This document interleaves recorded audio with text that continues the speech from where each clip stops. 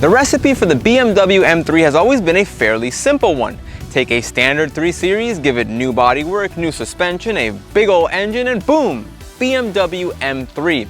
And today I'm going to be showing you a specific 2011 E92 M3 with its naturally aspirated V8, and this one has some modification goodies we'll get into in a second.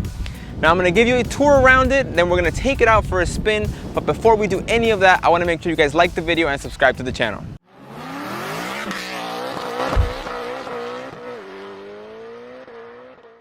So to start talking about this BMW M3, we have to start with what's under the hood. And before we jump into the specific V8, I want to talk to you about a V10. Exactly the one in the E60 BMW M5, because that V10 is the birthplace of this V8. Now picture that V10 minus 2 cylinders, boom, V8. This is a naturally aspirated 4-liter V8 known as the S65.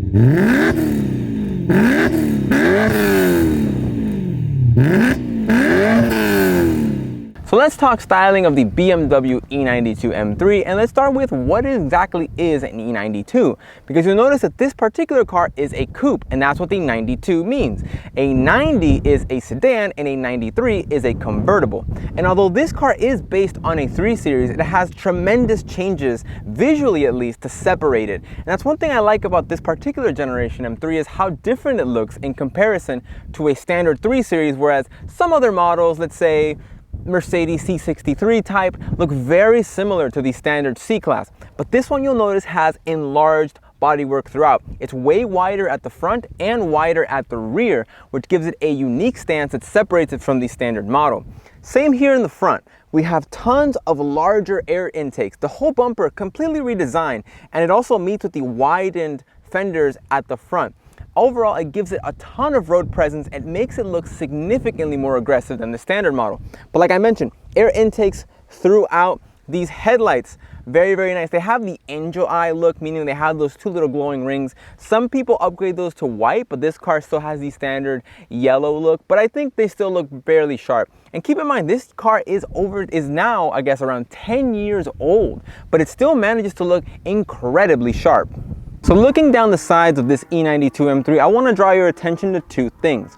First of all, this particular car has wider wheels at the front and the rear with sticky Michelin tires on all 4 corners. But unique to the M3 is this side skirt down here, which you'll notice not only protrudes a little bit, but has a unique design. It's not just one extended piece, it actually has a nice bit of design throughout. And I think that even though people, add add-ons in carbon fiber or stuff to make it more aggressive, but I feel this particular stock side skirt is more than enough to give the M3 a distinct look. Additionally, in the front fender, you get this unique M3 badge, which also doubles as a turning signal, but you don't get in the standard 3 Series. And more interestingly about this is the fact that it does draw air from the fender. So not only is it a little nice aesthetic touch, it's also functional. Now, because this is a 2011 M3, it does mean it is an LCI model. That just really means that it is the mid-cycle refresh of this generation. And as a result, you get these upgraded taillights, these LED taillights that you didn't get in the standard car. And as a result, I think they look way sharper than the ones you originally got. In terms of exhaust, even though this one does have an upgraded active auto work exhaust, it still offers the dual tailpipes on each side that the standard car did. And something in comparison to some newer models, these are real exhaust tips. This is exactly where the exhaust comes out. There's no foolery here. It's legit. And I think also this design of the rear bumper, again, a little wider, a little sharper than the standard car, and I think it helps it stand out overall. So I want to draw your attention to the roof of this E92 M3, and you might be thinking, what's so special about a roof? And this one does not have a sunroof, and that is for one specific reason. It's because this is a carbon fiber roof. Now, an important detail is the fact that the antenna itself is regular plastic, but the roof, carbon fiber.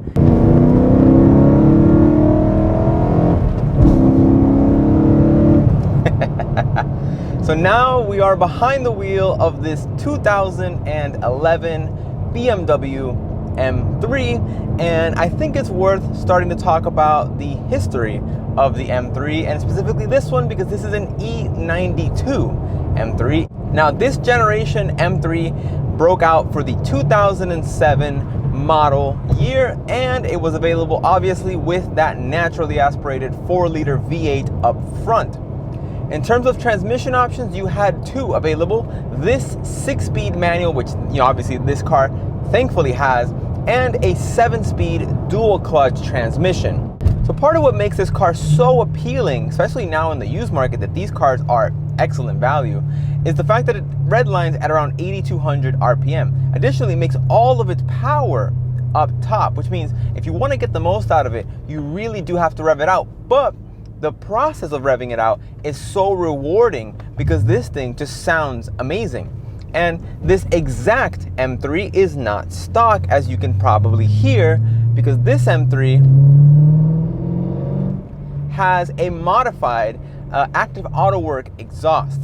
That exhaust makes a huge difference because it really does allow you to open up the taps on the M3. I drove this exact car when it was in the stock configuration and it was okay, but it was really, really quiet. But now that it opened up, even on downshifts,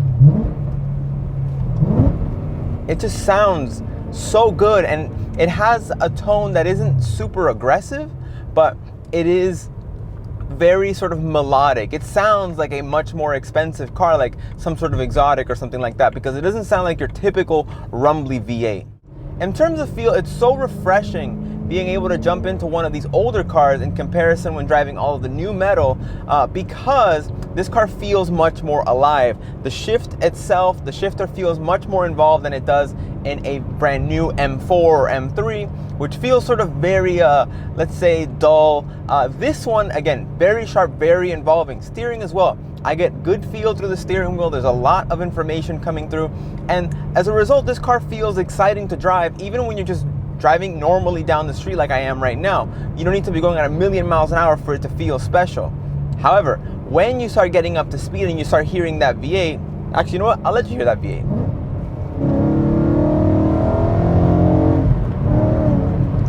So when you get to hear that, it's just so nice. Like the fact that it just comes in and it just sings whenever you want it to is great.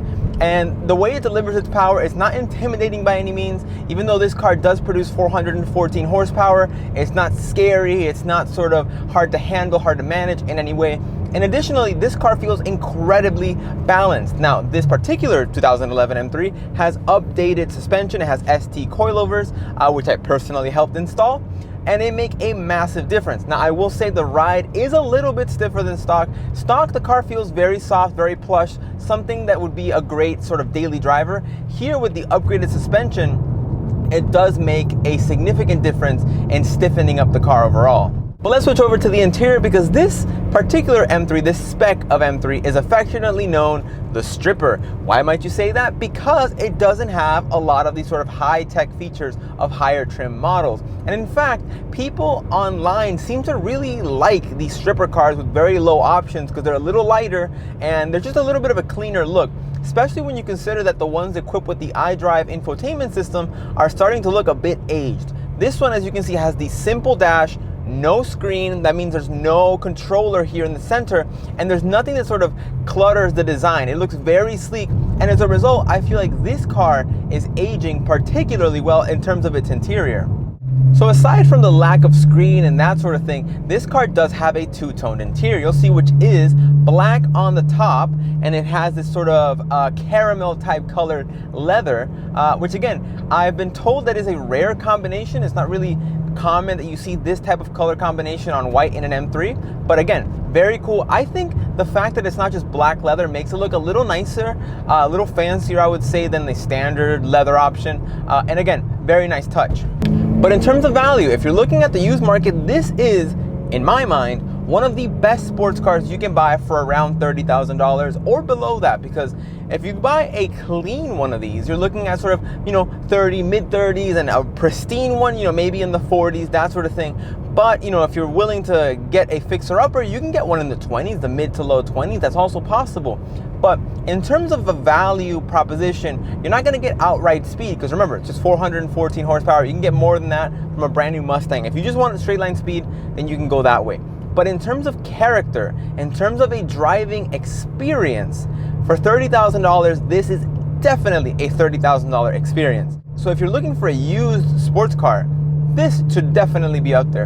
And in terms of maintenance, this one, as I've been told by the owner, is significantly more reliable than a standard, let's say a 335 with the turbocharged engine from this same era. So you won't have to worry about big bills either just to keep it going, because this V8 is very robust.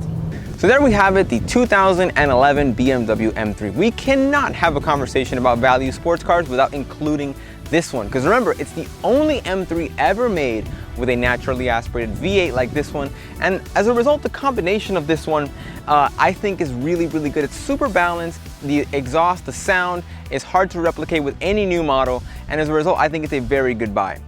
So with that, I want to thank you guys so much for watching. Make sure you guys like the video, subscribe to the channel, and I'll see you again very soon.